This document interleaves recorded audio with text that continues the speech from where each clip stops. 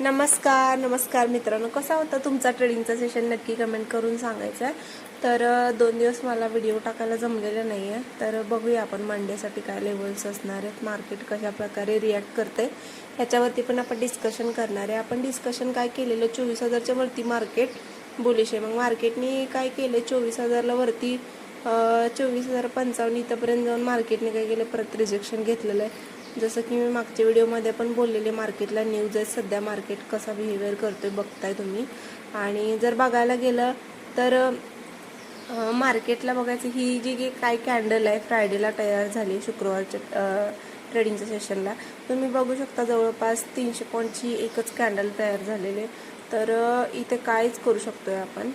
तर मंडेसाठी काय असणार आहे आता आपण डिस्कशन करणार आहे। तर मंडेसाठी बघा, 23,000चा स्ट्रॉंग जो रेजिस्टन्स होता, हा वरती ब्रेक करून मार्केट वरच्या साईडला ब्रेक करून अप साईडला मोमेंटम दिलेलं आहे। बट जसं की हा 23,800 खालच्या बाजूला क्लोज केला तसा आहे, तर आपण पुटला एंट्री बनवू शकलो असतो। 23,800 खालच्या साईडला किंवा 24,000 ब्रेक केल्यानंतर आपण पुढ साईडला आपण ट्राय करू शकतो, असं आपण व्हिडिओमध्ये डिस्कशन केलेलं। 23,800ची लेवल जशी खालच्या साईडला ब्रेक केली, तुम्ही बघू शकता आपण डिस्कशन केलेलं आहे 23,600। मी पाठीमागच्या व्हिडिओमध्ये जसं आपण डिस्कशन केलं त्याचबरोबर मार्केट खालच्या साईडला आलेलं आहे, वरच्या साईडला मार्केट बोललेले, पण वरच्या साईडला मार्केटने चांगला ब्रेकआउट दिला, बट मार्केट वरच्या साईडला टिकलेलं नाही, मार्केट सडनली फॉल आलेलं आहे। आणि बघू शकता तुम्ही 400 पॉईंटच्या खाली डाऊनफॉल आलेला आहे। तर उद्यासाठी काय असणार आहे, तर उद्यासाठी मला अजून असंच वाटतं, ही जी काही ट्रेंड लाईन आहे ती याचा रिस्पेक्ट करते मार्केट। उद्यासाठी जोपर्यंत ह्या ट्रेंड लाईनचा ब्रेकआउट खालच्या साईडला होणार नाही, तोपर्यंत 23,200चं आपल्याला टार्गेट आपल्याला भेटणार नाही। 23,500 किंवा 480 जी काही लेवल आहे, ही खाली ट्रेंड लाईन ब्रेकआउट करून इथे रिटेस्ट करून मार्केट 23,200 पर्यंत येऊ शकते, 23,200। आणि इथून मग परत एक बाउन्स बॅक देऊ शकते। इथून जर परत खाली आला तर मग 22,800 इथपर्यंत येऊ शकते।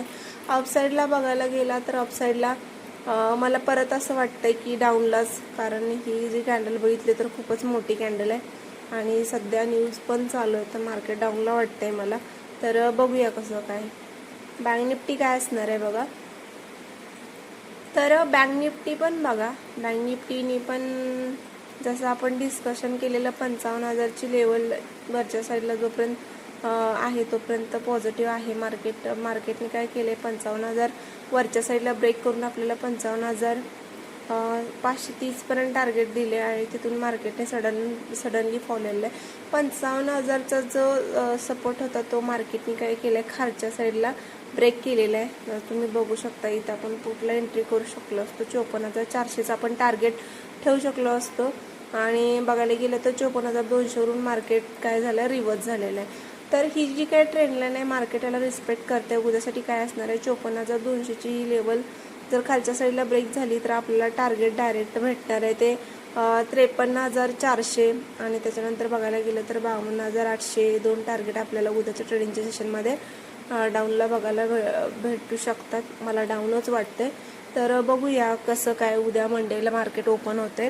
तर कशी वाटली माझं ॲनालिसिस नक्की कमेंट करून सांगायचं। चॅनलला नवीन असाल तर लाईक शेअर कमेंट करायचं आहे। Thank you so much.